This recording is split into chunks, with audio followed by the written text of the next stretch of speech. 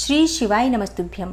भगवान शिव की इस पावन और परम कल्याणकारी शिव पुराण की कथा में आप सभी भक्तों का हार्दिक स्वागत है।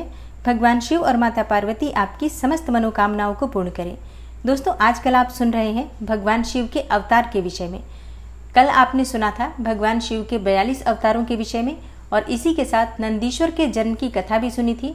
किस प्रकार से नंदीश्वर का जन्म हुआ, क्यों वो भगवान शिव को इतने प्रिय हैं और क्यों भगवान शिव ने उन्हें गणाधिपति अर्थात गणों का अध्यक्ष बनाया।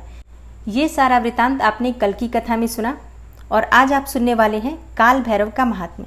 तो जिन भक्तों ने कल की कथा नहीं सुनी और वो सुनना चाहते हैं तो ज़रूर उन्हें कल की वीडियो भी देखनी चाहिए। और हाँ, अगर आप एकादशी का व्रत करते हैं तो एकादशी की वीडियो चैनल पर अपलोड हो चुकी है। अगर आपने अभी तक उसे नहीं देखा है तो ज़रूर देख लीजिए। और अब शिव पुराण की इस पावन कथा का श्रवण करते हैं। अपना सारा वृतांत सुनाने के बाद भगवान शंकर के भैरव अवतार का वर्णन करते हुए नंदीश्वर ने कहा, हे महामुने, परमेश्वर शिव उत्तमोत्तम लीलाएं रचने वाले तथा सत्पुरुषों के प्रेमी हैं। उन्होंने मार्गशीर्ष मास के कृष्ण पक्ष की अष्टमी को भैरव रूप से अवतार लिया था। इसलिए जो मनुष्य मार्गशीर्ष मास की कृष्णाष्टमी को काल भैरव के सन्निकट उपवास करके रात्रि में जागरण करता है वह समस्त पापों से मुक्त हो जाता है। और जो मनुष्य अन्यत्र भी मतलब दूसरे स्थान पर भी भक्ति पूर्वक जागरण सहित इस व्रत का अनुष्ठान करेगा वह भी महापापों से मुक्त होकर सद्गति को प्राप्त हो जाएगा। प्राणियों के लाखों जन्मों में किए हुए जो पाप होते हैं वे सब के सब काल भैरव के दर्शन मात्र से निर्मल हो जाते हैं। जो मूर्ख काल भैरव के भक्तों का अनिष्ट करता है वह इस जन्म में दुख भोग कर पुनः दुर्गति को प्राप्त होता है। जो लोग विश्वनाथ के तो भक्त हैं परंतु काल भैरव की भक्ति नहीं करते उन्हें महान दुख की प्राप्ति होती है। काशी में तो इसका विशेष प्रभाव पड़ता है। जो मनुष्य वाराणसी में निवास करके काल भैरव का भजन नहीं करता उसके पाप शुक्ल पक्ष के चंद्रमा की भांति बढ़ते ही रहते हैं। जो मनुष्य काशी में प्रत्येक भौमवार की कृष्णाष्टमी के दिन कालराज का भजन पूजन नहीं करता उसका पुण्य कृष्ण पक्ष के चंद्रमा के समान क्षीण हो जाता है। और यहाँ मैं आपकी जानकारी के लिए बता दूं, भौमवार की कृष्ण पक्ष की अष्टमी अर्थात जो कृष्ण पक्ष की अष्टमी मंगलवार के दिन आती है उसे काल भैरव अष्टमी कहा जाता है। वैसे भी कृष्ण पक्ष की जो अष्टमी होती है उसे काल भैरव अष्टमी कहते हैं। उस दिन भगवान शिव के काल भैरव स्वरूप की पूजा की जाती है। और जो शुक्ल पक्ष की अष्टमी होती है उसे आप सभी जानते हैं, मासिक दुर्गा अष्टमी के नाम से जाना जाता है। उस दिन भगवती जगदम्बा माँ दुर्गा की पूजा की जाती है। तो अगर आप काशी में रहते हैं प्रत्येक भौमवार को कृष्ण पक्ष की अष्टमी के दिन कालराज का भजन पूजन जरूर करना चाहिए। वैसे आप कहीं भी रहते हैं तब भी आपको काल भैरव की पूजा करनी चाहिए। इसके बाद नंदीश्वर ने वीरभद्र तथा सर्भावतार का वृतांत सुनाकर कहा, हे ब्रह्मपुत्र, भगवान शिव जिस प्रकार प्रसन्न होकर विश्वानर मुनि के घर अवतीर्ण हुए थे, शशि मौली के उस चरित्र को तुम प्रेम पूर्वक श्रवण करो। उस समय वे तेज की निधि अग्निरूप सर्वात्मा परम प्रभु शिव अग्निलोक के अधिपति रूप में गृहपति नाम से अवतीर्ण हुए थे। पूर्व काल की बात है, नर्मदा के रमणीय तट पर नर्मपुर नाम का एक नगर था। उसी नगर में विश्वानर नाम के एक मुनि निवास करते थे। उनका जन्म शांडिल्य गोत्र में हुआ था। वे परम पावन पुण्यात्मा शिव भक्त ब्रह्म तेज के निधि और जितेंद्रिय थे। ब्रह्मचर्य आश्रम में उनकी बड़ी निष्ठा थी। वे सदा ब्रह्म यज्ञ में तत्पर रहते थे। फिर उन्होंने सुशिष्मति नाम की एक सद्गुणवती कन्या से विवाह कर लिया और वे ब्राह्मणोचित कर्म करते हुए देवता तथा पितरों को प्रिय लगने वाला जीवन बिताने लगे। इस प्रकार जब बहुत सा समय व्यतीत हो गया तब उन ब्राह्मण की भार्या सुशिष्मति, जो उत्तम व्रत का पालन करने वाली थी, अपने पति से बोली, हे प्राणनाथ, स्त्रियों के योग्य जितने भी आनंदप्रद भोग हैं उन सबको मैंने आपकी कृपा से आपके साथ रहकर भोग लिया है, परंतु हे नाथ, मेरे हृदय में एक लालसा चिरकाल से वर्तमान है और वह गृहस्थों के लिए उचित भी है। उसे आप पूर्ण करने की कृपा करें। हे स्वामिन, यदि मैं वर पाने के योग्य हूँ और आप मुझे वर देना चाहते हैं तो मुझे महेश्वर सरीखा पुत्र प्रदान कीजिए। इसके अतिरिक्त मैं दूसरा वर नहीं चाहती। नंदीश्वर जी कहते हैं, हे मुने, पत्नी की बात सुनकर पवित्र व्रत पारायण ब्राह्मण विश्वानर क्षण भर के लिए समाधिस्थ हो गए और हृदय में यो विचार करने लगे, अहो, मेरी इस सूक्ष्मांगी पत्नी ने कैसा अत्यंत दुर्लभ वर मांगा है। यह तो मेरे मनोरथ पद से बहुत दूर है। अच्छा, शिवजी तो सब कुछ करने में समर्थ हैं। ऐसा प्रतीत होता है मानो उन शंभु ने ही इसके मुख में बैठकर वाणी रूप से ऐसी बात कही है, अन्यथा दूसरा कौन है जो ऐसा करने में समर्थ हो सकता है। तदनंतर वे एक पत्नीव्रती मुनि विश्वानर पत्नी को आश्वासन देकर वाराणसी में गए और घोर तप के द्वारा भगवान शिव के वीरेश लिंग की आराधना करने लगे। इस प्रकार उन्होंने 1 वर्ष पर्यंत भक्तिपूर्वक उत्तम वीरेश लिंग की त्रिकाल अर्चना करते हुए अद्भुत तप किया। त्रिकाल अर्चना का मतलब होता है सुबह शाम दोपहर, मतलब तीनों संध्या जो होती है उस समय को त्रिकाल अर्चना कहते हैं। और इस प्रकार की त्रिकाल अर्चना उन्होंने पूरे 1 वर्ष तक की। फिर 13वां मास आने पर एक दिन वे द्विजवर प्रातःकाल त्रिपथगामिनी गंगा के जल में स्नान करके जो ही वीरेश के निकट पहुंचे, त्यों ही उन तपोधन को उस लिंग के मध्य एक 8 वर्षीय विभूति भूषित बालक दिखाई दिया। उस नग्न शिशु के नेत्र कानों तक फैले हुए थे, होठों पर गहरी लालिमा छाई हुई थी, मस्तक पर पीले रंग की सुंदर जटा सुशोभित थी और मुख पर हंसी खेल रही थी। वह शैशवोचित अलंकार और चिताभस्म धारण किए हुए था तथा अपनी लीला से हंसता हुआ श्रुति सूक्तों का पाठ कर रहा था। उस बालक को देखकर विश्वानर मुनि कृतार्थ हो गए और आनंद के कारण उनका शरीर रोमांचित हो उठा तथा बारंबार नमस्कार है इस प्रकार से उनका हृदय उद्गार फूट पड़ा। फिर वे अभिलाषा पूर्ण करने वाले 8 पद्मों द्वारा बाल रूपधारी परमानंद स्वरूप शंभु का स्तवन करते हुए बोले। विश्वानर ने कहा, हे भगवान, आप ही एकमात्र अद्वितीय ब्रह्म हैं। यह सारा जगत आपका ही स्वरूप है। यहाँ अनेक कुछ भी नहीं है। यह बिल्कुल सत्य है कि एकमात्र रुद्र के अतिरिक्त दूसरे किसी की सत्ता नहीं है। इसलिए मैं आप महेश की शरण ग्रहण करता हूँ। हे शंभो, आप ही सबके कर्ता हर्ता हैं तथा जैसे आत्मधर्म एक होते हुए भी अनेक रूपों से दिखता है, उसी प्रकार आप भी एक रूप होकर नाना रूपों में व्याप्त हैं। फिर भी आप रूप रहित हैं। इसलिए आप ईश्वर के अतिरिक्त मैं किसी दूसरे की शरण नहीं ले सकता। जैसे रज्जु में सर्प, सीपी में चांदी और मृग मरीचिका में जल प्रवाह का भान मिथ्या है, उसी प्रकार जिसे जान लेने पर यह विश्व प्रपंच मिथ्या भासित होता है, उन महेश्वर की मैं शरण लेता हूँ। हे शंभो, जल में जो शीतलता, अग्नि में दाहकता, सूर्य में गर्मी, चंद्रमा में आह्लादकारिता, पुष्प में गंध और दुग्ध में घी वर्तमान है, वह आपका ही स्वरूप है। अतः मैं आपके शरण हूँ। आप कान रहित होकर शब्द सुनते हैं, नासिका विहीन होकर सूंघते हैं, पैर न होने पर भी दूर तक चले जाते हैं, नेत्रहीन होकर भी सब कुछ देखते हैं और जिह्वा रहित होकर भी समस्त रसों के ज्ञाता हैं। भला आपको सम्यक रूप से कौन जान सकता है? इसलिए मैं आपकी शरण में जाता हूँ। हे ईश, आपके रहस्य को न तो साक्षात वेद ही जानता है और न विष्णु, न अखिल विश्व के विधाता ब्रह्मा, न योगेंद्र और न इंद्र आदि प्रधान देवताओं को ही इसका पता है, परंतु आपका भक्त उसे जान लेता है। अतः मैं आपकी शरण ग्रहण करता हूँ। हे ईश, न तो आपका कोई गोत्र है, न जन्म है, न नाम है, न रूप है, न शील और न देश है। ऐसा होने पर भी आप त्रिलोकी के अधीश्वर तथा संपूर्ण कामनाओं को पूर्ण करने वाले हैं। हे ईश्वर, इसलिए मैं आपका भजन करता हूँ। हे स्मरारे, आप सर्वस्वरूप हैं। यह सारा विश्व प्रपंच आपसे ही प्रकट हुआ है। आप गौरी के प्राणनाथ, दिगंबर और परम शांत हैं। बाल, युवा और वृद्ध अवस्था में आप ही वर्तमान हैं। ऐसी कौन सी वस्तु है जिसमें आप व्याप्त न हो? अतः मैं आपके चरणों में नतमस्तक हूँ। नंदीश्वर कहते हैं, हे मुने, इस प्रकार स्तुति करके विप्रवर विश्वानर हाथ जोड़कर भूमि पर गिरना ही चाहते थे। तब तक संपूर्ण वृद्धों के भी वृद्ध बाल रूपधारी शिव परम हर्षित होकर उन भूदेव से बोले।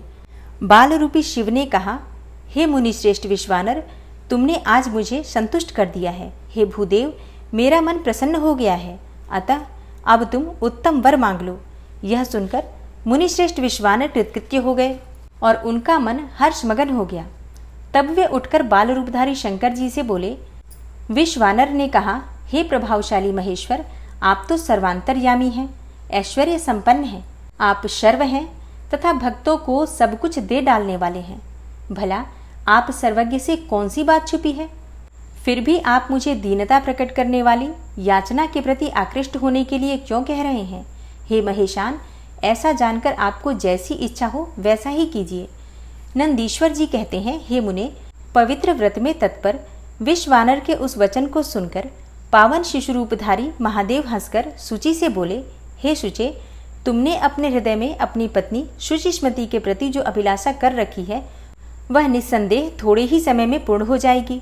हे महामते, मैं शुचिष्मति के गर्भ से तुम्हारा पुत्र होकर प्रकट होऊंगा। मेरा नाम गृहपति होगा। मैं परम पावन तथा समस्त देवताओं के लिए प्रिय होऊंगा।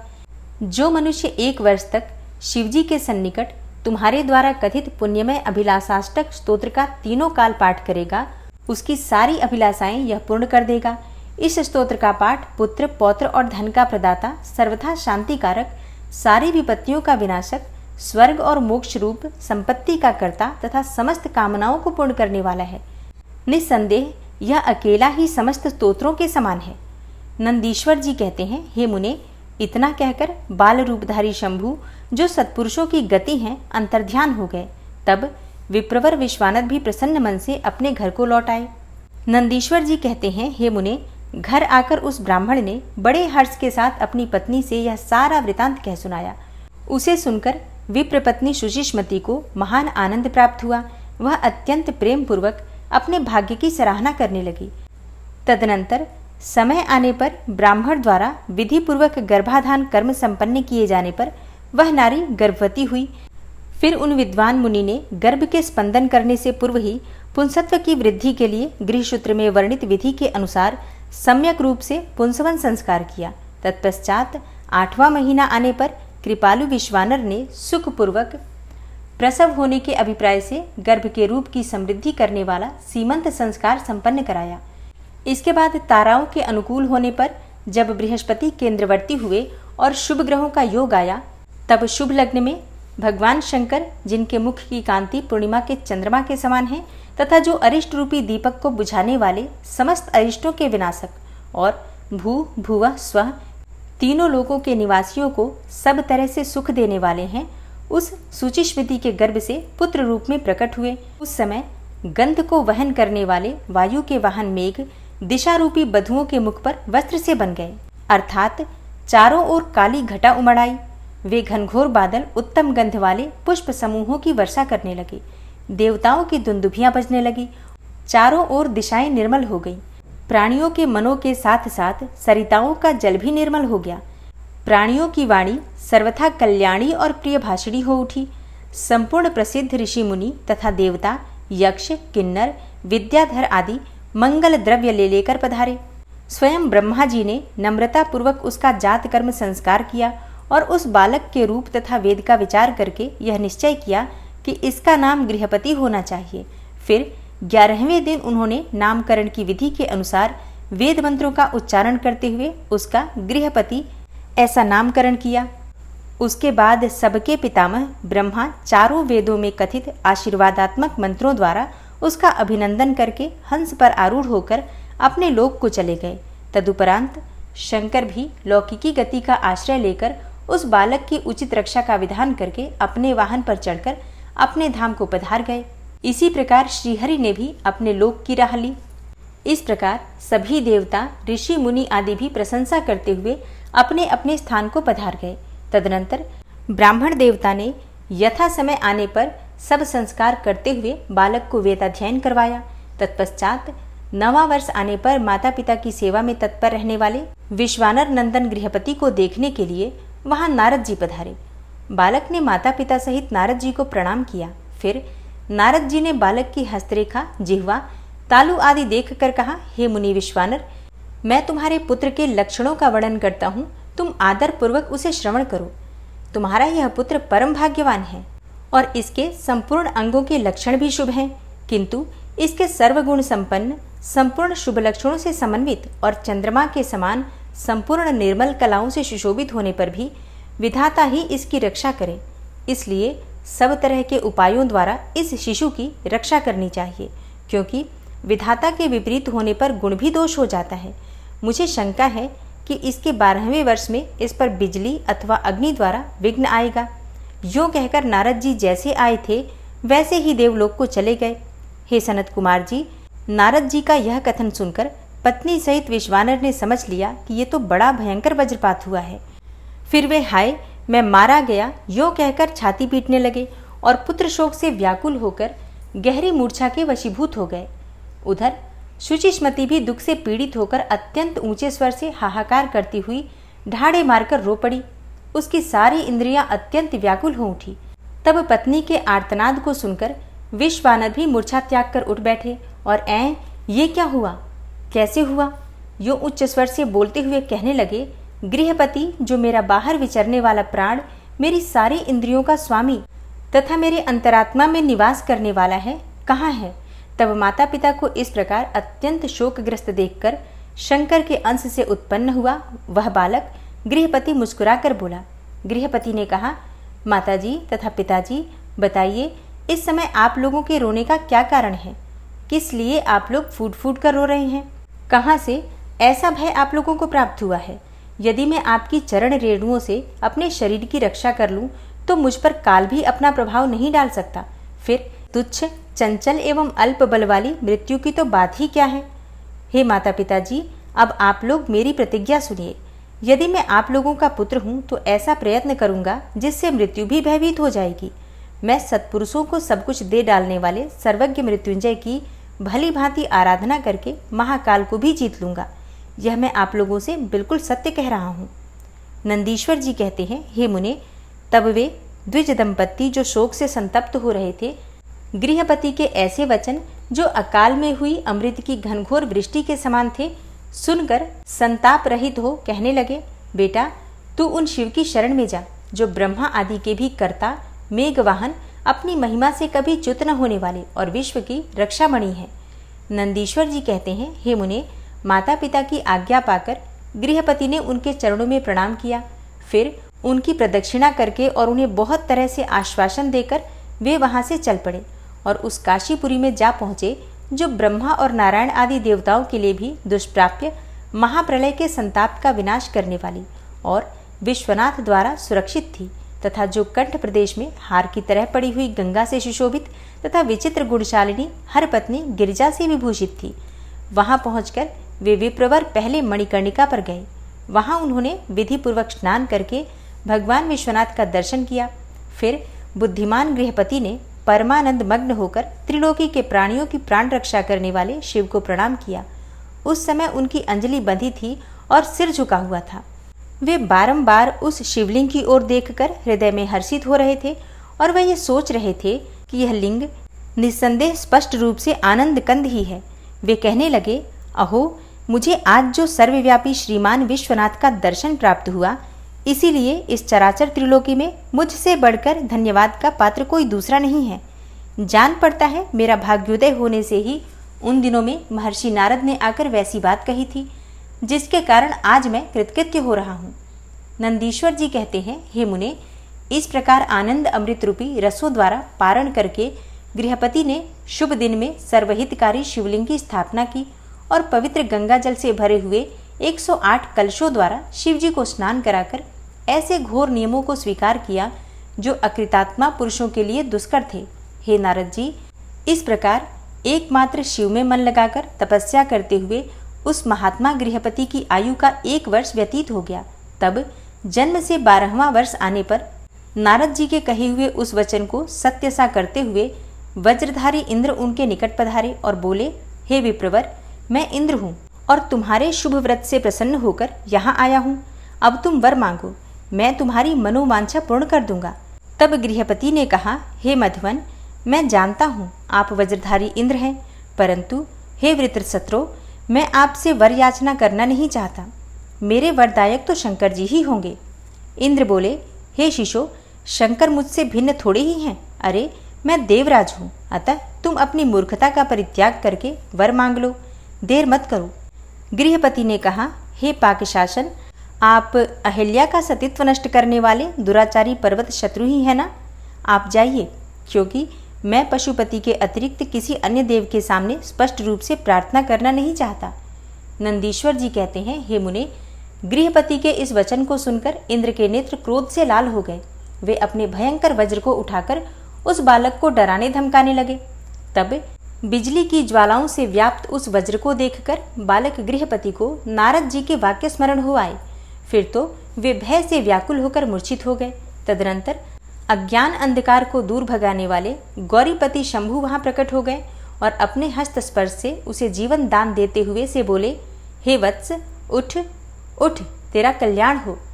तब रात्रि के समय मुंदे हुए कमल की तरह उसके नेत्र कमल खुल गए और उसने उठकर अपने सामने सैकड़ों सूर्यों से भी अधिक प्रकाशमान शंभु को उपस्थित देखा।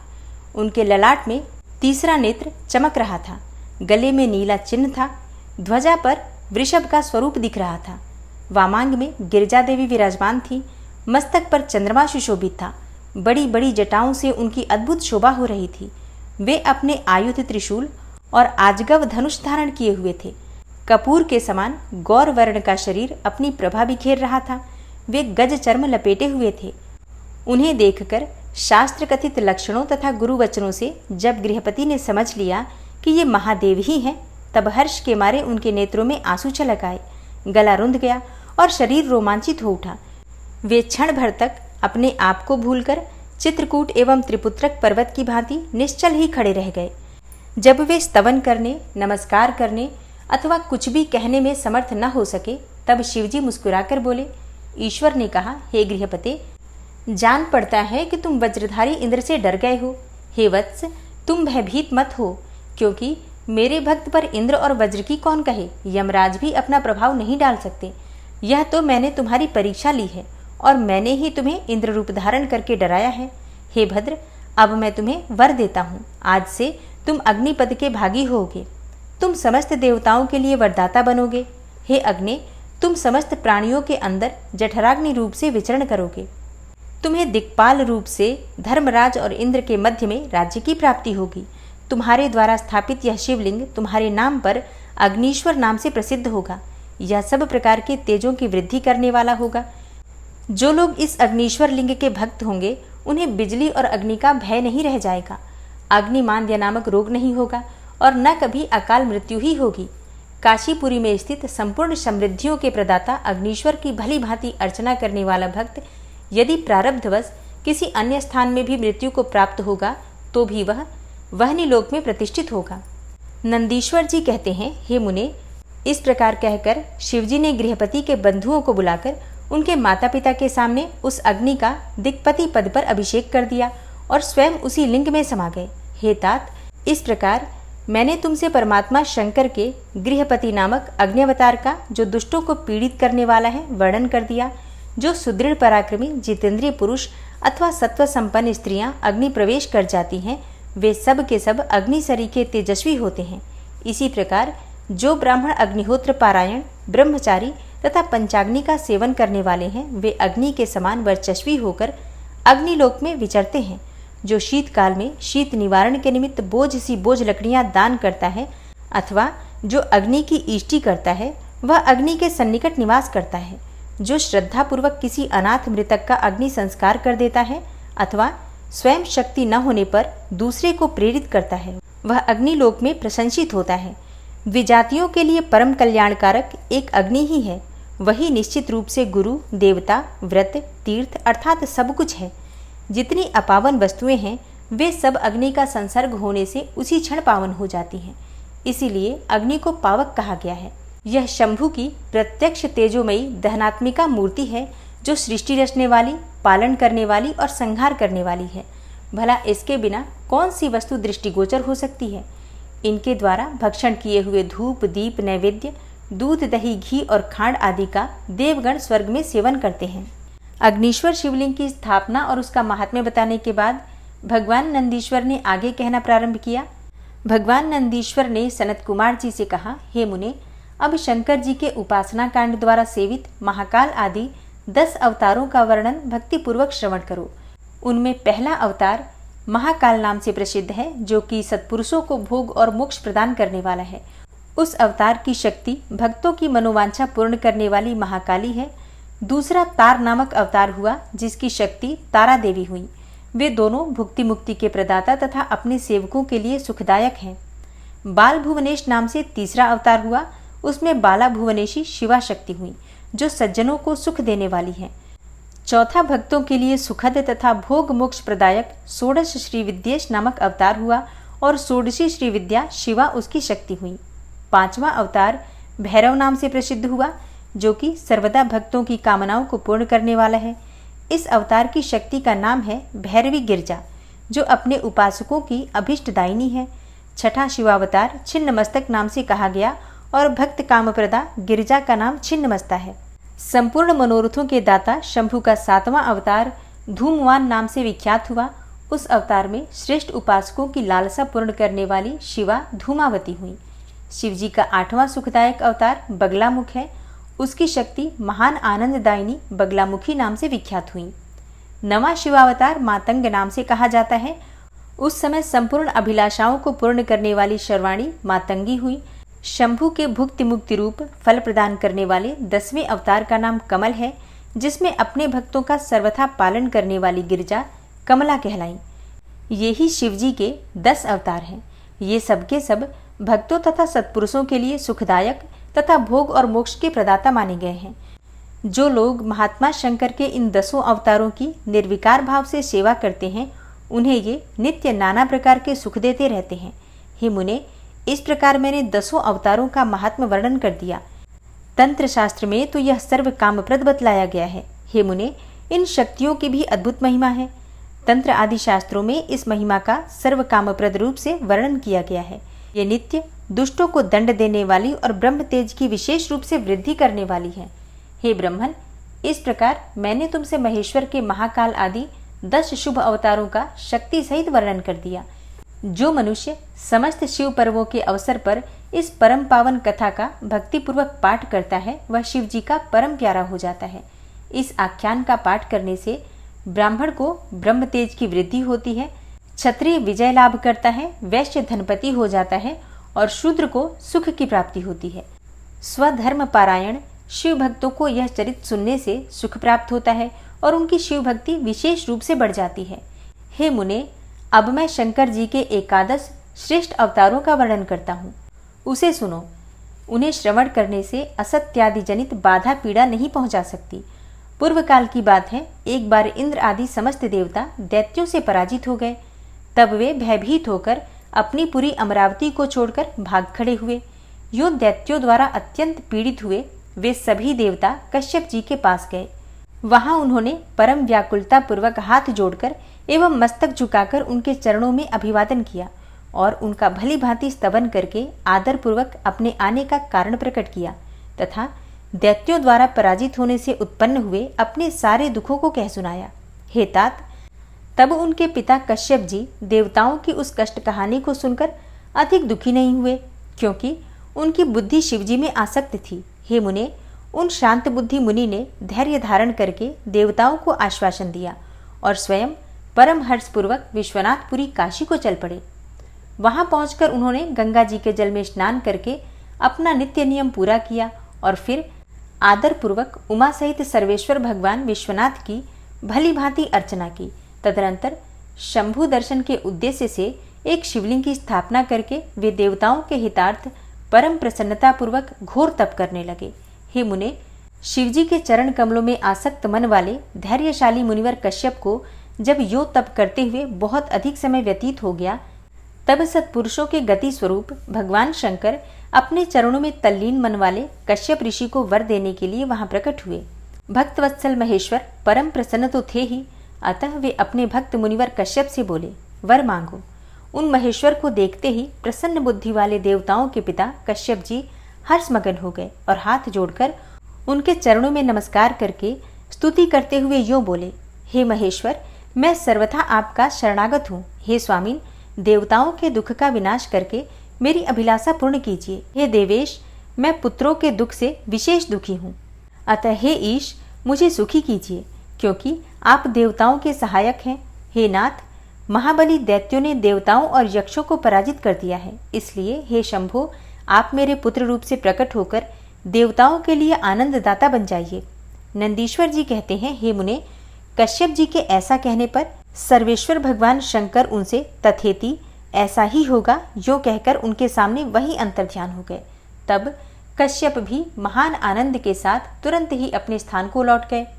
वहां उन्होंने वह सारा वृतांत आदर पूर्वक देवताओं से कह सुनाया। तदनंतर भगवान शंकर अपना वचन सत्य करने के लिए कश्यप द्वारा सुरभि के पेट से 11 रूप धारण करके प्रकट हुए। उस समय महान उत्सव मनाया गया, सारा जगत शिवमय हो गया। कश्यप मुनि के साथ साथ सभी देवता हर्ष विभोर हो गए। उनके नाम रखे गए कपाली, पिंगल, भीम, विरूपाक्ष, विलोहित, शास्ता, अजपाद, अहिर्बुधन्य, शंभु, चंड तथा भव, ये 11 रुद्र सुरभि के पुत्र कहलाते हैं। ये सुख के आवास स्थान हैं तथा देवताओं की कार्य सिद्धि के लिए शिव रूप से उत्पन्न हुए। ये कश्यप नंदन वीरवर रुद्र महान बल पराक्रम से संपन्न थे। इन्होंने संग्राम में देवताओं की सहायता करके दैत्यों का संहार कर डाला। इन्हीं रुद्रों की कृपा से इंद्र आदि देवगण दैत्यों को जीतकर निर्भय हो गए। उनका मन स्वस्थ हो गया और वे अपना अपना राज्य कार्य संभालने लगे। अब भी शिव स्वरूपधारी वे सभी महारुद्र देवताओं की रक्षा के लिए सदा स्वर्ग में विराजमान रहते हैं। हे तात, इस प्रकार मैंने तुमसे शंकर जी के 11 रुद्र अवतारों का वर्णन कर दिया। ये सभी समस्त लोगों के लिए सुखदायक हैं। यह निर्मल आख्यान संपूर्ण पापों का विनाशक, धन, यश और आयु का प्रदाता तथा संपूर्ण मनोरथों को पूर्ण करने वाला है। और अब आप सुनेंगे शिव जी के दुर्वासा अवतार तथा हनुमद अवतार का वर्णन। नंदीश्वर जी कहते हैं, हे महामुने, अब तुम शंभु के एक दूसरे चरित्र को, जिसमें शंकर जी धर्म के लिए दुर्वासा होकर प्रकट हुए थे, प्रेम पूर्वक श्रवण करो। सती अनुसुईया के पति ब्रह्मवेत्ता तपस्वी अत्रि ने ब्रह्मा जी के निर्देशानुसार पत्नी सहित ऋक्षकुल पर्वत पर जाकर पुत्र कामना से घोर तप किया। उनके तप से प्रसन्न होकर ब्रह्मा, विष्णु और महेश्वर तीनों उनके आश्रम पर गए। उन्होंने कहा कि हम तीनों संसार के ईश्वर हैं। हमारे अंश से तुम्हारे 3 पुत्र होंगे, जो त्रिलोकी में विख्यात तथा माता पिता का यश बढ़ाने वाले होंगे। यो कहकर वे चले गए। ब्रह्मा जी के अंश से चंद्रमा हुए, जो देवताओं के समुद्र में डाले जाने पर समुद्र से प्रकट हुए थे। भगवान विष्णु के अंश से श्रेष्ठ संन्यास पद्धति को प्रचलित करने वाले दत्त उत्पन्न हुए थे और रुद्र के अंश से मुनिवर दुर्वासा ने जन्म लिया। इन दुर्वासा ने महाराज अम्बरीश की परीक्षा की थी। जब सुदर्शन चक्र ने इनका पीछा किया, तब शिवजी के आदेश से अम्बरीश के द्वारा प्रार्थना करने पर चक्र शांत हुआ। इन्होंने भगवान राम की परीक्षा की। काल ने मुनि का वेश धारण करके श्री राम के साथ यह शर्त रखी कि मेरे साथ बात करते समय श्री राम के पास कोई ना आए, जो आएगा उसका निर्वासन कर दिया जाएगा। दुर्वासा जी ने हट करके लक्ष्मण को भेजा। तब श्री राम जी ने तुरंत लक्ष्मण का त्याग कर दिया। इन्होंने भगवान श्री कृष्ण की परीक्षा की और उनको श्री रुक्मिणी सहित रथ में जोता। इस प्रकार दुर्वासा मुनि ने अनेकों विचित्र चरित्र किए। हे मुने, अब इसके बाद तुम हनुमान जी का चरित्र श्रवण करो। हनुमद रूप से शिवजी ने बड़ी उत्तम लीलाएं की हैं। हे विप्रवर, इसी रूप से महेश्वर ने भगवान राम का परम हित किया था। वह सारा चरित्र सब प्रकार के सुखों का दाता है। तुम उसे प्रेम पूर्वक सुनो। एक समय की बात है, जब अत्यंत अद्भुत लीला करने वाले गुणशाली भगवान शंभु को विष्णु के मोहिनी रूप का दर्शन प्राप्त हुआ, तब वे कामदेव के बाणों से आहत हुए की तरह क्षुब्ध हो उठे। उस समय उन परमेश्वर ने राम कार्य की सिद्धि के लिए अपना वीर्यपात किया। तब सप्तर्षियों ने उस वीर्य को पत्र पुटक में स्थापित कर लिया, क्योंकि शिवजी ने ही राम कार्य के लिए आदर पूर्वक उनके मन में प्रेरणा की थी। तत्पश्चात उन महर्षियों ने शंभु के उस वीर्य को राम कार्य की सिद्धि के लिए गौतम कन्या अंजनी के कान के रास्ते स्थापित कर दिया। तब समय आने पर उस गर्भ से शंभु महान बल पराक्रम संपन्न वानर शरीर धारण करके उत्पन्न हुए। उनका नाम हनुमान रखा गया। महाबली कपीश्वर हनुमान जब शिशु ही थे, उसी समय उदय होते हुए सूर्यबिंब को छोटा सा फल समझकर तुरंत ही निकल गए। जब देवताओं ने उनकी प्रार्थना की, तब उन्होंने उसे महाबली सूर्य जानकर उगल दिया। तब देवर्षियों ने उन्हें शिव का अवतार माना और बहुत सा वरदान दिया। तदनंतर हनुमान अत्यंत हर्षित होकर अपनी माता के पास गए और उन्होंने यह सारा वृतांत आदर पूर्वक कह सुनाया। फिर माता की आज्ञा से धीर वीर कपि हनुमान ने नित्य सूर्य के निकट जाकर उनसे अनायास ही सारी विद्याएं सीख ली। तदनंतर रुद्र के अंशभूत कपि श्रेष्ठ हनुमान सूर्य की आज्ञा से सूर्यांश से उत्पन्न हुए सुग्रीव के पास चले गए। इसके लिए उन्हें अपनी माता से भी अनुज्ञा मिल चुकी थी। तदनंतर नंदीश्वर ने भगवान राम का संपूर्ण चरित्र संक्षेप से वर्णन करके कहा, हे मुने, इस प्रकार कपिश्रेष्ठ हनुमान ने सब तरह से श्री राम का कार्य पूरा किया। नाना प्रकार की लीलाएं की, असुरों का मान मर्दन किया, भूतल पर राम भक्ति की स्थापना की और स्वयं भक्ताग्रगण्य होकर सीताराम को सुख प्रदान किया। वे रुद्रावतार ऐश्वर्यशाली हनुमान लक्ष्मण के प्राणदाता, संपूर्ण देवताओं के गर्भहारी और भक्तों का उद्धार करने वाले हैं। महावीर हनुमान सदा राम कार्य में तत्पर रहने वाले, लोकों में रामदूत नाम से विख्यात, दैत्यों के संहारक और भक्तवत्सल है। हे तात, इस प्रकार मैंने हनुमान जी का श्रेष्ठ चरित्र, जो कि धन, कीर्ति और आयु का वर्धक है तथा संपूर्ण अभिष्ट फलों का दाता है, तुमसे वर्णन कर दिया। जो मनुष्य इस चरित्र को भक्तिपूर्वक सुनता है अथवा समाहित चित्त से दूसरे को सुनाता है, वह इस लोक में संपूर्ण भोगों को भोगकर अंत में परम मोक्ष को प्राप्त कर लेता है। अब एक बार प्रेम से हनुमान जी के नाम का जयकारा लगाइए। जय हनुमान जी। और अब आप सुनेंगे शिव जी के पिप्पलाद अवतार के प्रसंग में देवताओं की दधीची मुनि से अस्थि याचना, दधीची का शरीर त्याग, वज्र का निर्माण तथा उसके द्वारा वृत्रासुर का वध, सुवर्चा का देवताओं को शाप, पिप्पलाद का जन्म और उनका विस्तृत वृतांत। नंदीश्वर जी कहते हैं, हे महाबुद्धिमान सनत कुमार जी, अब तुम अत्यंत प्रेम पूर्वक महेश्वर के पिप्पलाद नामक परमोत्कृष्ट अवतार का वर्णन श्रवण करो। यह उत्तम आख्यान भक्ति की वृद्धि करने वाला है। हे मुनीश्वर, एक समय दैत्यों ने वृत्रासुर की सहायता से इंद्र आदि समस्त देवताओं को पराजित कर दिया। तब उन सभी देवताओं ने सहसा दधीची के आश्रम में अपने अपने अस्त्रों को फेंककर तत्काल ही हार मान ली। तत्पश्चात मारे जाते हुए वे इंद्र सहित संपूर्ण देवता तथा देवर्षि शीघ्र ही ब्रह्मलोक में जा पहुंचे और वहां ब्रह्मा जी से उन्होंने अपना सारा दुखड़ा कह सुनाया। देवताओं का वह कथन सुनकर लोक पितामह ब्रह्मा ने सारा रहस्य यथार्थ रूप से प्रकट कर दिया कि यह सब त्वष्टा की करतूत है। त्वष्टा ने ही तुम लोगों का वध करने के लिए तपस्या द्वारा इस महातेजस्वी वृत्रासुर को उत्पन्न किया है। यह दैत्य महान आत्मबल से संपन्न तथा समस्त दैत्यों का अधिपति है। अतः अब ऐसा प्रयत्न करो जिससे इसका वध हो सके। बुद्धिमान देवराज, मैं धर्म के कारण इस विषय में एक उपाय बतलाता हूँ, तुम ध्यान पूर्वक सुनो। जो दधीची नाम वाले महामुनि हैं, वे तपस्वी और जितेंद्रिय हैं। उन्होंने पूर्व काल में शिवजी के समाराधना करके वज्र सरीखी अस्थियां हो जाने का वर प्राप्त किया है। अतः तुम लोग उनसे उनकी हड्डियों के लिए याचना करो, वे अवश्य दे देंगे। फिर उन अस्थियों से वज्रदंड का निर्माण करके तुम निश्चय ही उससे वृत्रासुर को मार डालना। नंदीश्वर जी कहते हैं, हे मुने, ब्रह्मा का यह वचन सुनकर इंद्र देवगुरु बृहस्पति तथा देवताओं को साथ लेकर तुरंत ही दधीची ऋषि के उत्तम आश्रम पर आए। वहां इंद्र ने सुवर्चा सहित दधीची मुनि का दर्शन किया और आदर पूर्वक हाथ जोड़कर उन्हें नमस्कार किया। फिर देवगुरु बृहस्पति तथा अन्य देवताओं ने भी नम्रता पूर्वक उन्हें सिर झुकाया। दधीची मुनि विद्वानों में श्रेष्ठ तो थे ही, वे तुरंत ही उनके अभिप्राय को ताड़ गए। तब उन्होंने अपनी पत्नी सुवर्चा को अपने आश्रम से अन्यत्र भेज दिया। उसके बाद देवताओं सहित देवराज इंद्र, जो कि स्वार्थ साधन में बड़े दक्ष हैं, अर्थशास्त्र का आश्रय लेकर मुनिवर से बोले। इंद्र ने कहा, हे मुने, आप महान शिव भक्त हैं, दाता तथा शरणागत रक्षक भी हैं। इसीलिए हम सभी देवता तथा देवर्षि त्वष्टा द्वारा अपमानित होने के कारण आपकी शरण में आए हैं। हे विप्रवर, आप अपनी वज्रमयी अस्थियां हमें प्रदान कीजिए, क्योंकि आपकी हड्डी से वज्र का निर्माण करके मैं उस देवद्रोही का वध करूंगा। इंद्र के यो कहने पर परोपकार पारायण दधीची मुनि ने अपने स्वामी शिव का ध्यान करके अपना शरीर छोड़ दिया। उनके समस्त बंधन नष्ट हो चुके थे, अतः वे तुरंत ही ब्रह्मलोक को चले गए। उस समय वहां पुष्पों की वर्षा होने लगी और सभी लोग आश्चर्यचकित हो गए। उसके बाद इंद्र ने शीघ्र ही सुरभि गौ को बुलाकर उस शरीर को चटवाया और उन हड्डियों से अस्त्र निर्माण करने के लिए विश्वकर्मा को आदेश दिया। तब इंद्र की आज्ञा पाकर विश्वकर्मा ने शिवजी के तेज से सुदृढ़ हुई मुनि की वज्रमयी हड्डियों से संपूर्ण अस्त्रों की कल्पना की।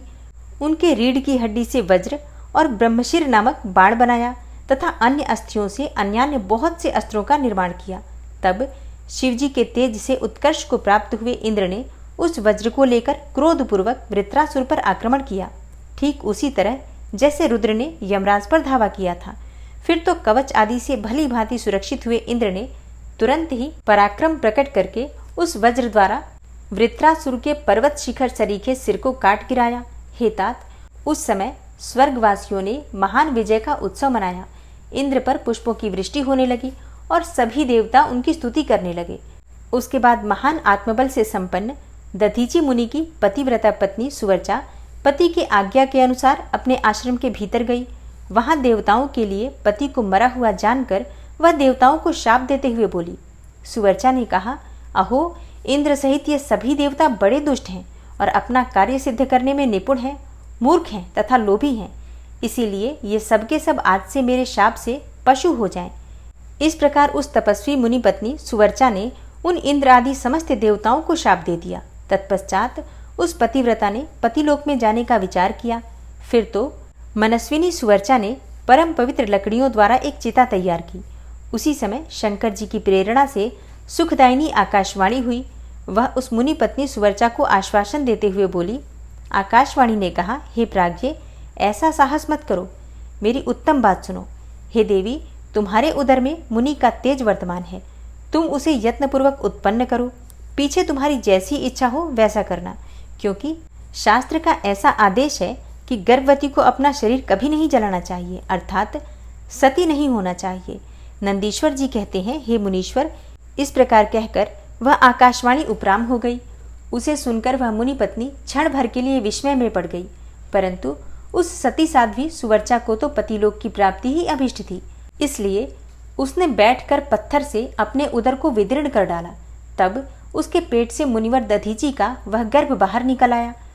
उसका शरीर परम दिव्य और प्रकाशमान था तथा वह अपनी प्रभा से 10 दिशाओं को उद्भासित कर रहा था।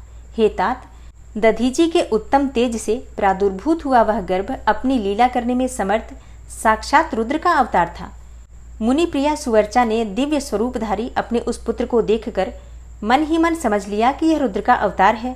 फिर तो वह महासाध्वी परम आनंद में मग्न हो गई और शीघ्र ही उसे नमस्कार करके उसकी स्तुति करने लगी। हे मुनीश्वर, उसने उस स्वरूप को अपने हृदय में धारण कर लिया। तदनंतर पतिलोक की कामना वाली विमलेक्षणा माता सुवर्चा मुस्कुराकर अपने उस पुत्र से परम स्नेहपूर्वक बोली। सुवर्चा ने कहा, हे तात परमेशान, तुम इस अश्वत्थ वृक्ष के निकट चिरकाल तक स्थित रहो। हे महाभाग, तुम समस्त प्राणियों के लिए सुखदाता हो और अब मुझे प्रेम पूर्वक पतिलोक में जाने के लिए आज्ञा दो। वहां पति के साथ रहती हुई मैं रुद्र रूपधारी तुम्हारा ध्यान करती रहूंगी। नंदीश्वर जी कहते हैं, हे मुने, साध्वी सुवर्चा ने अपने पुत्र से यो कहकर परम समाधि द्वारा पति का ही अनुगमन किया। हे मुनिवर, इस प्रकार दधीची पत्नी सुवर्चा शिवलोक में पहुंचकर अपने पति से जा मिली और आनंद पूर्वक शंकर जी की सेवा करने लगी। हे तात, इतने में ही हर्ष से भरे हुए इंद्र सहित समस्त देवता मुनियों के साथ आमंत्रित हुए की तरह शीघ्रता से वहां पहुंचे। तब प्रसन्न बुद्धि वाले ब्रह्मा ने उस बालक का नाम पिप्पलाद रखा। फिर सभी देवता महोत्सव मनाकर अपने अपने धाम को चले गए। तदनंतर महान ऐश्वर्यशाली रुद्रावतार पिप्पलाद उसी अश्वत्थ के नीचे लोगों के हित की कामना से चिरकालिक तप में प्रवृत्त हुए। लोकाचार का अनुसरण करने वाले पिप्पलाद का यो तपस्या करते हुए बहुत बड़ा समय व्यतीत हो गया। तदनंतर पिप्पलाद ने राजा अनरण्य की कन्या पद्मा से विवाह करके तरुण होकर उसके साथ विलास किया। तत्पश्चात उन मुनि के 10 पुत्र हुए, जो सबके सब पिता के ही समान महात्मा और उग्र तपस्वी थे। वे अपनी माता पद्मा के सुख की वृद्धि करने वाले हुए। इस प्रकार महाप्रभु शंकर के लीलावतार मुनिवर पिप्पलाद ने महान ऐश्वर्यशाली तथा नाना प्रकार की लीलाएं की। उन कृपालु ने जगत में शनिश्चर की पीड़ा को, जिसका निवारण करना सबकी शक्ति के बाहर था, देखकर लोगों को प्रसन्नतापूर्वक यह वरदान दिया कि जन्म से लेकर 16 वर्ष तक की आयु वाले मनुष्यों को तथा शिव भक्तों को शनि की पीड़ा नहीं हो सकती। यह मेरा वचन सर्वथा सत्य है। यदि कहीं शनि मेरे वचन का अनादर करके उन मनुष्यों को पीड़ा पहुंचाएगा तो वह निस्संदेह भस्म हो जाएगा। हे तात, इसीलिए उस भय से भीत हुआ ग्रहश्रेष्ठ शनिश्चर विकृत होने पर भी वैसे मनुष्यों को कभी पीड़ा नहीं पहुंचाता। हे मुनिवर, इस प्रकार मैंने लीला से मनुष्य रूप धारण करने वाले पिप्पलाद का उत्तम चरित्र तुम्हें सुना दिया। यह संपूर्ण कामनाओं को पूर्ण करने वाला है। नंदीश्वर जी कहते हैं, गाधी, कौशिक और महामुनि पिप्पलाद ये तीनों स्मरण किए जाने पर शनिश्चर जनित जो पीड़ा होती है उसका नाश कर देते हैं। वे मुनिवर दधीची, जो परम ज्ञानी सत्पुरुषों के प्रिय तथा महान शिव भक्त थे, धन्य है, जिनके यहाँ स्वयं आत्मज्ञानी महेश्वर पिप्पलाद नामक पुत्र होकर उत्पन्न हुए। हे तात, यह आख्यान निर्दोष, स्वर्गप्रद, कुग्रह जनित दोषों का संहारक अर्थात बुरे ग्रह के जो भी दोष होते हैं उनका निवारण करने वाला, संपूर्ण मनोरथों का पूरक और शिव भक्ति की विशेष वृद्धि करने वाला है। पिप्पलाद मुनि की कथा सुनाने के बाद वैश्यनाथ अवतार का वर्णन करके नंदीश्वर ने द्विजेश्वर अवतार का प्रसंग चलाया। नंदीश्वर बोले, हे तात, पहले जिन नृपश्रेष्ठ भद्रायु का परिचय दिया गया था और जिन पर भगवान शिव ने ऋषभ रूप से अनुग्रह किया था, उन्हीं नरेश के धर्म की परीक्षा लेने के लिए वे भगवान फिर से द्विजेश्वर रूप से प्रकट हुए थे। ऋषभ के प्रभाव से रणभूमि में शत्रुओं पर विजय पाकर शक्तिशाली राजकुमार भद्रायु जब राज सिंहासन पर आरूढ़ हुए, तब राजा चंद्रांगद तथा रानी सीमंतिनी की बेटी सती साध्वी कीर्तिमालिनी के साथ उनका विवाह हुआ। किसी समय राजा भद्रायु ने अपनी धर्मपत्नी के साथ वसंत ऋतु में वन विहार करने के लिए एक गहन वन में प्रवेश किया। उनकी पत्नी शरणागत जनों का पालन करने वाली थी। राजा का भी ऐसा ही नियम था। उन राज दंपत्ति की धर्म में कितनी दृढ़ता है, इसकी परीक्षा लेने के लिए पार्वती सहित भगवान शिव ने एक लीला रची। शिवा और शिव उस वन में ब्राह्मणी और ब्राह्मण के रूप में प्रकट हुए। उन दोनों ने लीला पूर्वक एक मायामय व्याघ्र का निर्माण किया। वे दोनों भय से विवल होकर व्याघ्र से थोड़ी ही दूर आगे रोते चिल्लाते भागने लगे और व्याघ्र उनका पीछा करने लगा। राजा ने उन्हें इस अवस्था में देखा। वे ब्राह्मण दंपत्ति भी भय से विवल होकर महाराज की शरण में गए और इस प्रकार बोले। ब्राह्मण दंपत्ति ने कहा, हे महाराज, हमारी रक्षा कीजिए, रक्षा कीजिए। यह व्याघ्र हम दोनों को खा जाने के लिए आ रहा है। समस्त प्राणियों को काल के समान भय देने वाला यह हिंसक प्राणी हमें अपना आहार बनाए, इसके पूर्व ही आप हम दोनों को बचा लीजिए। उन दोनों का यह करुण क्रंदन सुनकर महावीर राजा ने जो ही धनुष उठाया, क्यों ही वह व्याघ्र उनके निकट आ पहुंचा और उसने ब्राह्मणी को पकड़ लिया। वह बेचारी हा नाथ, हा नाथ, हा प्राणवल्लभ, हा शंभो, हा जगतगुरु इत्यादि कहकर रोने और विलाप करने लगी। व्याघ्र बड़ा भयानक था। उसने जो ही ब्राह्मणी को अपना ग्रास बनाने की चेष्टा की, त्यों ही भद्रायु ने तीखे बाणों से उसके मर्म में आघात किया, परंतु उन बाणों से उस महाबली व्याघ्र को तनिक भी व्यथा नहीं हुई। वह ब्राह्मणी को बलपूर्वक घसीटता हुआ तत्काल दूर निकल गया। अपनी पत्नी को बाघ के पंजे में पड़ी देखकर ब्राह्मण को बड़ा दुख हुआ और वह बारंबार रोने लगा। देर तक रोकर उसने राजा भद्रायु से कहा, हे राजन, तुम्हारे वे बड़े बड़े अस्त्र कहाँ हैं? दुखियों की रक्षा करने वाला तुम्हारा विशाल धनुष कहाँ है? सुना था तुम में 12,000 बड़े बड़े हाथियों का बल है, वह क्या हुआ? तुम्हारे शंख, खड़ग तथा मंत्रांत्र विद्या से क्या लाभ हुआ? दूसरों को छिड़ होने से बचाना क्षत्रिय का परम धर्म है। धर्मज्ञ राजा अपना धन और प्राण देकर भी शरण में आए हुए दीन दुखियों की रक्षा करते हैं। जो पीड़ितों की प्राण रक्षा नहीं कर सकते, ऐसे लोगों के लिए तो जीने की अपेक्षा मर जाना ही अच्छा है। इस प्रकार ब्राह्मण का विलाप और उसके मुख से अपने पराक्रम की निंदा सुनकर राजा ने शोक से मन ही मन इस प्रकार विचार किया, अहो, आज भाग्य के उलटफेर से मेरा पराक्रम नष्ट हो गया, मेरे धर्म का भी नाश हो गया। अतः अब मेरी संपदा, राज्य और आयु का भी निश्चय ही नाश हो जाएगा।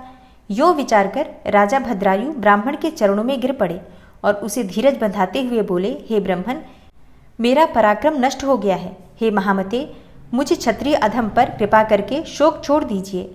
मैं आपको मनोवांछित पदार्थ दूंगा। यह राज्य, यह रानी और मेरा यह शरीर सब कुछ आपके अधीन है। बोलिए, आप क्या चाहते हैं? ब्राह्मण बोले, हे राजन, अंधे को दर्पण से क्या काम? जो भिक्षा मांगकर जीवन निर्वाह करता हो, वह बहुत से घर लेकर क्या करेगा? जो मूर्ख है, उसे पुस्तक से क्या काम? तथा जिसके पास स्त्री नहीं है, वह धन लेकर क्या करेगा? मेरी पत्नी चली गई, मैंने कभी काम सुख का उपभोग नहीं किया, अतः काम भोग के लिए आप अपनी इस बड़ी रानी को मुझे दे दीजिए। राजा ने कहा, हे ब्राह्मण, क्या यही तुम्हारा धर्म है? क्या तुम्हें गुरु ने यही उपदेश किया है? क्या तुम नहीं जानते कि पराई स्त्री का स्पर्श स्वर्ग एवं सुयश की हानि कराने वाला होता है? पर स्त्री के उपभोग से जो पाप कमाया जाता है, उसे सैकड़ों प्रायश्चितों द्वारा भी धोया नहीं जा सकता। ब्राह्मण बोले, हे राजन, मैं अपनी तपस्या से भयंकर ब्रह्महत्या और मदिरापान जैसे पाप का भी नाश कर डालूंगा। फिर पर स्त्री संगम किस गिनती में है? अतः आप अपनी इस भार्या को मुझे अवश्य दे दीजिए, अन्यथा आप निश्चय ही नरक में पड़ेंगे। ब्राह्मण की इस बात पर राजा ने मन ही मन विचार किया कि ब्राह्मण के प्राणों की रक्षा न करने से महापाप होगा, अतः इससे बचने के लिए पत्नी को दे डालना ही श्रेष्ठ है। इस श्रेष्ठ ब्राह्मण को अपनी पत्नी देकर मैं पाप से मुक्त होकर शीघ्र ही अग्नि में प्रवेश कर जाऊंगा। मन ही मन ऐसा निश्चय करके राजा ने आग जलाई और ब्राह्मण को बुलाकर उसे अपनी पत्नी को दे दिया। तत्पश्चात स्नान करके पवित्र होकर देवताओं को प्रणाम करके उन्होंने अग्नि की 2 बार परिक्रमा की और एकाग्र चित्त होकर भगवान शिव का ध्यान किया। इस प्रकार राजा को अग्नि में गिरने के लिए उद्यत देखकर जगतपति भगवान विश्वनाथ सहसा वहां प्रकट हो गए। उनके 5 मुख थे। मस्तक पर चंद्रकला आभूषण का काम दे रही थी। कुछ कुछ पीले रंग की जटा लटकी हुई थी। वे कोटि कोटि सूर्यों के समान तेजस्वी थे। हाथों में त्रिशूल, खटवांग, कुठार, ढाल, मृग, अभय, वरद और पिनाक धारण किए बैल की पीठ पर बैठे हुए भगवान नीलकंठ को राजा ने अपने सामने प्रत्यक्ष देखा। उनके दर्शन जनित आनंद से युक्त होकर राजा भद्रायु ने हाथ जोड़कर स्तवन किया। राजा के स्तुति करने पर पार्वती के साथ प्रसन्न हुए महेश्वर ने कहा, हे राजन, तुमने किसी अन्य का चिंतन न करके जो सदा सर्वदा मेरा पूजन किया है, तुम्हारी इस भक्ति के कारण और तुम्हारे द्वारा की हुई इस पवित्र स्तुति को सुनकर मैं बड़ा प्रसन्न हुआ हूँ। तुम्हारे भक्ति भाव की परीक्षा के लिए मैं स्वयं ब्राह्मण बनकर आया था। जिसे व्याघ्र ने ग्रस लिया था वह ब्राह्मणी कोई और नहीं, ये गिरिराज नंदिनी उमा देवी ही थी। तुम्हारे बाण मारने से भी जिसके शरीर को चोट नहीं पहुंची वह व्याघ्र माया निर्मित था। तुम्हारे धैर्य को देखने के लिए ही मैंने तुम्हारी पत्नी को मांगा था। इस कीर्तिमालिनी की और तुम्हारी भक्ति से मैं संतुष्ट हूँ।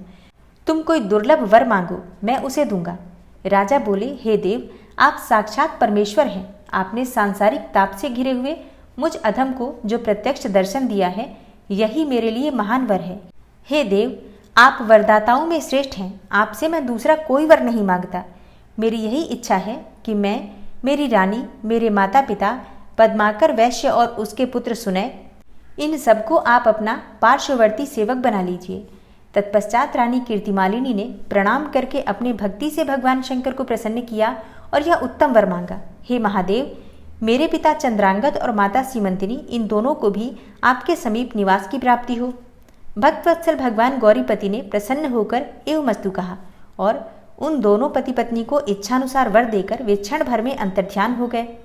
इधर राजा ने भगवान शंकर का प्रसाद प्राप्त करके रानी कीर्तिमालिनी के साथ प्रिय विषयों का उपभोग किया और 10,000 वर्षों तक राज्य करने के पश्चात अपने पुत्रों को राज्य देकर उन्होंने शिव जी के परम पद को प्राप्त किया।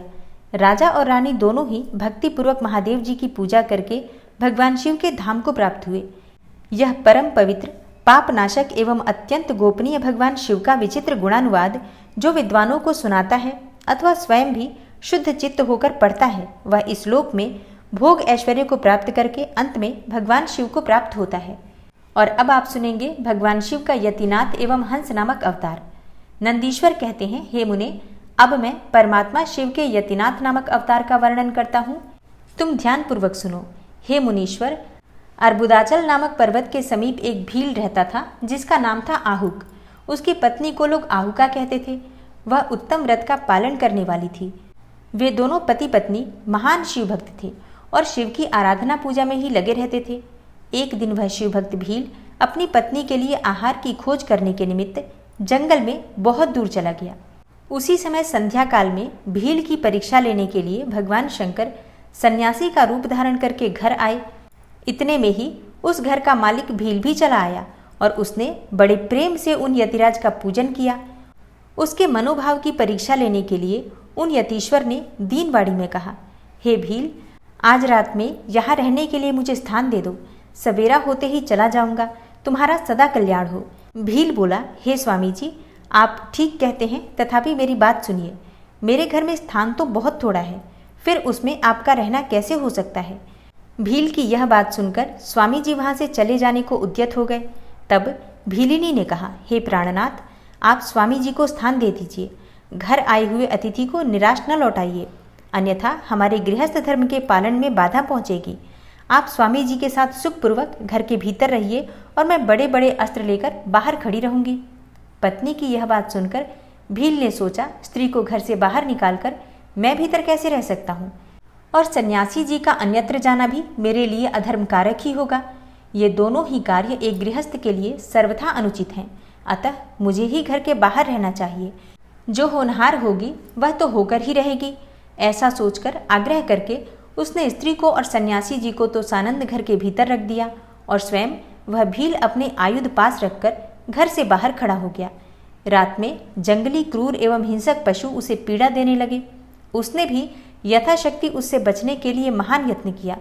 इस तरह यत्न करता हुआ वह भील बलवान होकर भी प्रारब्ध प्रेरित हिंसक पशुओं द्वारा बलपूर्वक खा लिया गया।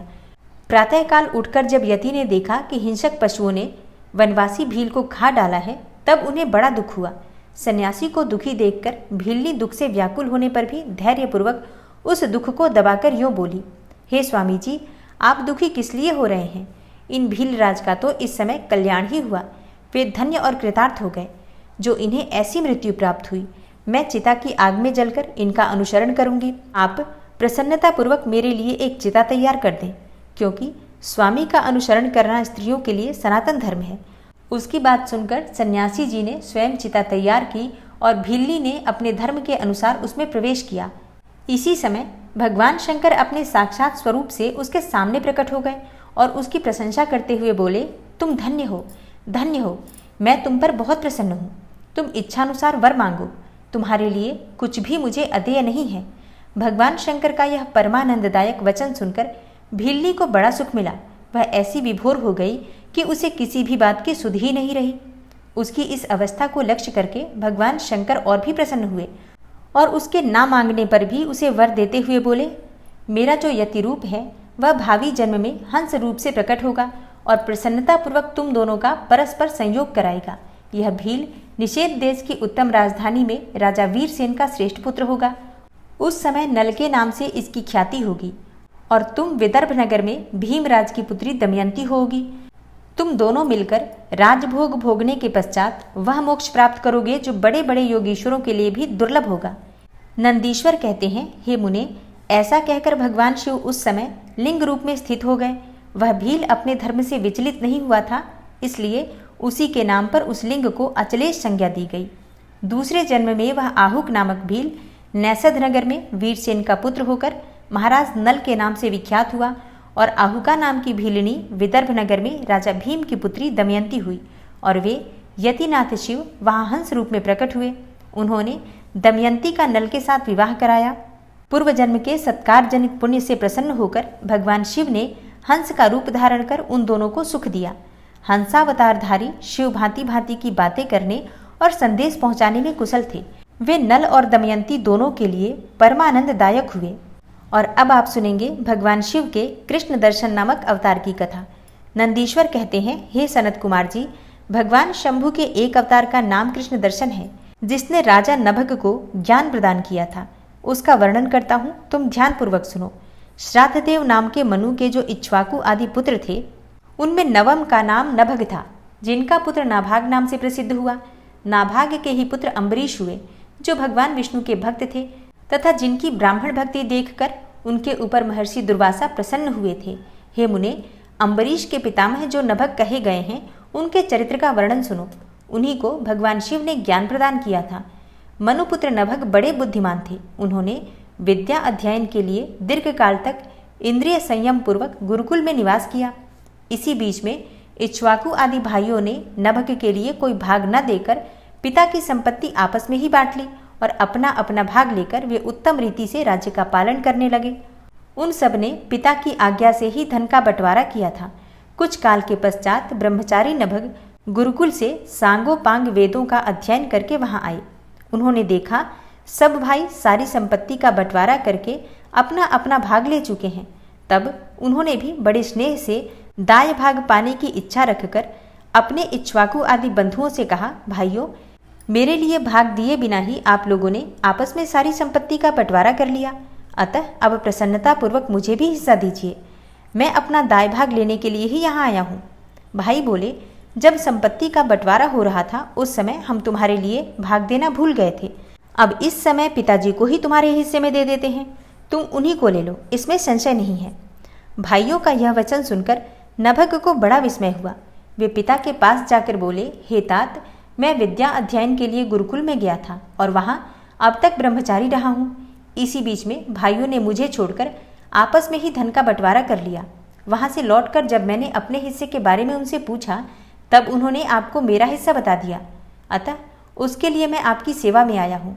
नभग की ये बातें सुनकर पिता को बड़ा विस्मय हुआ। श्राद्धदेव ने पुत्र को आश्वासन देते हुए कहा, बेटा, भाइयों की इस बात पर विश्वास न करो, वह उन्होंने तुम्हें ठगने के लिए कही है। मैं तुम्हारे लिए भोग साधक उत्तम दाय नहीं बन सकता, तथापि उन वंचकों ने यदि मुझे ही दाय के रूप में तुम्हें दिया है तो मैं तुम्हारी जीविका का एक उपाय बताता हूँ। सुनो, इन दिनों उत्तम बुद्धि वाले आंगीर सगोत्रीय ब्राह्मण एक बहुत बड़ा यज्ञ कर रहे हैं। उस कर्म में प्रत्येक छठे दिन का कार्य वे ठीक ठीक नहीं समझ पाते, उसमें उनसे भूल हो जाती है। तुम वहां जाओ और उन ब्राह्मणों को विश्वदेव संबंधी 2 सूक्त बतला दिया करो। इससे वह यज्ञ शुद्ध रूप से संपादित होगा।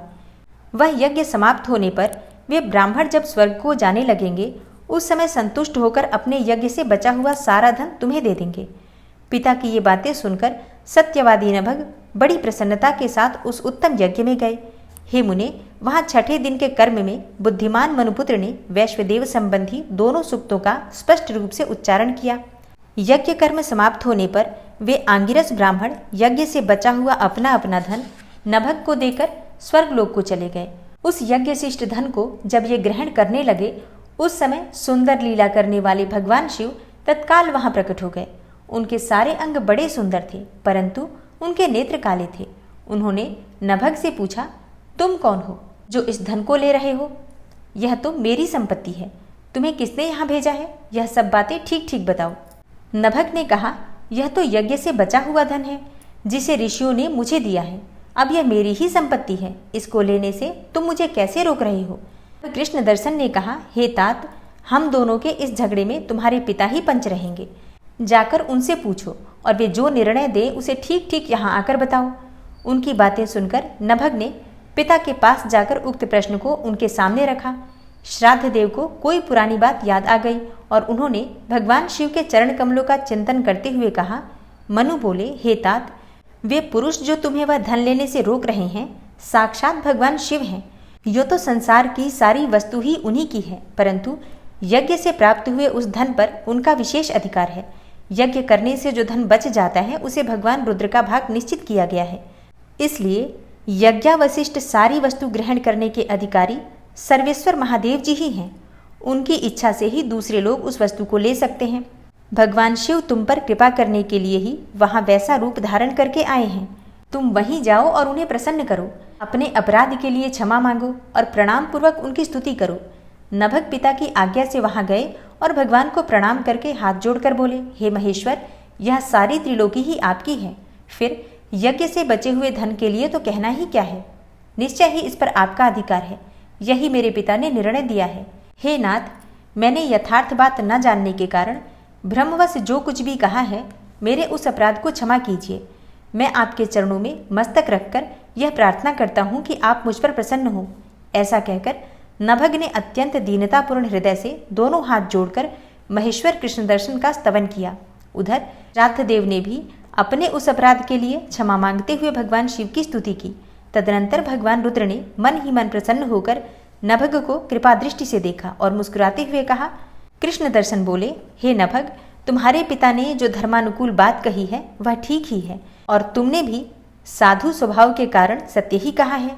इसलिए मैं तुम पर बहुत प्रसन्न हूँ और कृपा पूर्वक तुम्हें सनातन ब्रह्मत्व का ज्ञान प्रदान करता हूँ।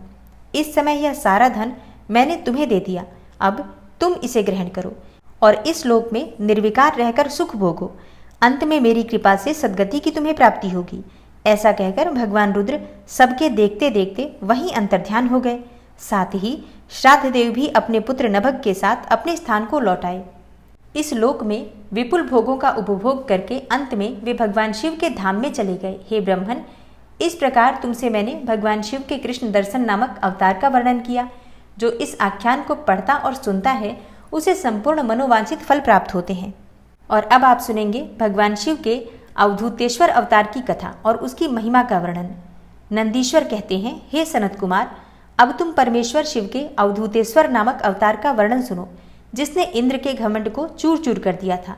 पहले की बात है, इंद्र संपूर्ण देवताओं तथा बृहस्पति जी को साथ लेकर भगवान शिव का दर्शन करने के लिए कैलाश पर्वत पर गए। उस समय बृहस्पति और इंद्र के शुभागमन की बात जानकर भगवान शंकर उन दोनों की परीक्षा लेने के लिए अवधूत बन गए। उनके शरीर पर कोई वस्त्र नहीं था। वे प्रज्वलित अग्नि के समान तेजस्वी होने के कारण महाभयंकर जान पड़ते थे। उनकी आकृति बड़ी सुंदर दिखाई देती थी। वे राह रोककर खड़े थे। बृहस्पति और इंद्र ने शिव के समीप जाते समय देखा कि एक अद्भुत शरीरधारी पुरुष रास्ते के बीच में खड़ा है। इंद्र को अपने अधिकार पर बड़ा गर्व था, इसलिए वे यह न जान सके कि वे साक्षात भगवान शंकर ही हैं। उन्होंने मार्ग में खड़े हुए पुरुष से पूछा, तुम कौन हो? इस नग्न अवधूत वेश में कहाँ से आए हो? तुम्हारा नाम क्या है? सब बातें ठीक ठीक बताओ, देर न करो। भगवान शिव अपने स्थान पर हैं या इस समय कहीं अन्यत्र गए हैं? मैं देवताओं तथा गुरु जी के साथ उन्हीं के दर्शन के लिए जा रहा हूँ। इंद्र के बारंबार पूछने पर भी महान कौतुक करने वाले अहंकारहारी महायोगी त्रिलोकीनाथ शिव कुछ न बोले, चुप ही रहे। तब अपने ऐश्वर्य का घमंड रखने वाले देवराज इंद्र ने रोष में आकर उस जटाधारी पुरुष को फटकारा और इस प्रकार कहा। इंद्र बोले, अरे मूढ़, दुर्मते, तू बार बार पूछने पर भी उत्तर नहीं देता, अतः तुझे वज्र से मारता हूं, देखो कौन तेरी रक्षा करता है। ऐसा कहकर उस दिगंबर पुरुष की ओर क्रोधपूर्वक देखते हुए इंद्र ने उसे मार डालने के लिए वज्र उठाया। यह देखकर भगवान शंकर ने शीघ्र ही उस वज्र का स्तंभन कर दिया। उनकी बाह अकड़ गई, इसलिए वे वज्र का प्रहार न कर सके। तदनंतर वह पुरुष तत्काल ही क्रोध के कारण तेज से प्रज्वलित हो उठा, मानो इंद्र को जलाए देता हो। भुजाओं के स्तंभित हो जाने के कारण शचिवल्लभ इंद्र क्रोध से उस सर्प की भांति जलने लगे, जिसका पराक्रम मंत्र के बल से अवरुद्ध हो गया हो। बृहस्पति ने उस पुरुष को अपने तेज से प्रज्वलित होता हुआ देखकर तत्काल ही यह समझ लिया कि वे साक्षात भगवान हर हैं। फिर तो वे हाथ जोड़कर प्रणाम करके उनकी स्तुति करने लगे। स्तुति के पश्चात उन्होंने इंद्र को उनके चरणों में गिरा दिया और कहा, दीनानाथ, हे महादेव, यह इंद्र आपके चरणों में पड़ा है, आप इसका और मेरा उद्धार करें। हम दोनों पर क्रोध नहीं, प्रेम करें। हे महादेव, शरणागत इंद्र की रक्षा कीजिए। आपके ललाट से प्रकट हुई यह आग इन्हें जलाने के लिए आ रही है। बृहस्पति की यह बात सुनकर अवधूत वेशधारी करुणा सिंधु शिव ने हंसते हुए कहा, अपने नेत्र से रोषवश बाहर निकली हुई अग्नि को मैं पुनः कैसे धारण कर सकता हूँ? क्या सर्प अपनी छोड़ी हुई केचुल को फिर ग्रहण करता है? बृहस्पति बोले, हे देव, हे भगवान, भक्त सदा ही कृपा के पात्र होते हैं। आप अपने भक्त वत्सल नाम को चरितार्थ कीजिए और इस भयंकर तेज को कहीं अन्यत्र डाल दीजिए। रुद्र ने कहा, हे देवगुरु, मैं तुम पर प्रसन्न हूँ, इसलिए उत्तम वर देता हूँ। इंद्र को जीवन दान देने के कारण आज से तुम्हारा एक नाम जीव भी होगा। मेरे ललाटवर्ती नेत्र से जो यह आग प्रकट हुई है उसे देवता नहीं सह सकते, अतः इसको मैं बहुत दूर छोड़ूंगा, जिससे यह इंद्र को पीड़ा न दे सके। ऐसा कहकर अपने तेजा स्वरूप उस अद्भुत अग्नि को हाथ में लेकर भगवान शिव ने छार समुद्र में फेंक दिया। वहां फेंके जाते ही भगवान शिव का वह तेज तत्काल एक बालक के रूप में परिणत हो गया, जो सिंधुपुत्र जलंधर नाम से विख्यात हुआ। फिर देवताओं की प्रार्थना से भगवान शिव ने ही असुरों के स्वामी जलंधर का वध किया था। अवधूत रूप से ऐसी सुंदर लीला करके लोक कल्याणी शंकर वहां से अंतर्ध्यान हो गए। फिर सब देवता अत्यंत निर्भय एवं सुखी हुए। इंद्र और बृहस्पति भी उस भय से मुक्त होकर उत्तम सुख के भागी हुए। जिसके लिए उनका आना हुआ था वह भगवान शिव का दर्शन पाकर कृतार्थ हुए। इंद्र और बृहस्पति प्रसन्नतापूर्वक अपने स्थान को चले गए। हे सनत कुमार, इस प्रकार मैंने तुमसे परमेश्वर शिव के अवधूतेश्वर नामक अवतार का वर्णन किया है, जो दुष्टों को दंड एवं भक्तों को परम आनंद प्रदान करने वाला है। यह दिव्य आख्यान पाप का निवारण करके यश, स्वर्ग, भोग, मोक्ष तथा संपूर्ण मनोवांछित फल की प्राप्ति कराने वाला है। जो प्रतिदिन एकाग्रचित्त होकर इसे सुनता है या सुनाता है, वह इहलोक में संपूर्ण सुखों का उपभोग करके अंत में शिव की गति को प्राप्त कर लेता है। ओम नमः शिवाय। श्री शिवाय नमस्तुभ्यम। दोस्तों, आज की कथा का यहीं पर समापन करती हूँ और इससे आगे की कथा आप कल की वीडियो में सुनने वाले हैं।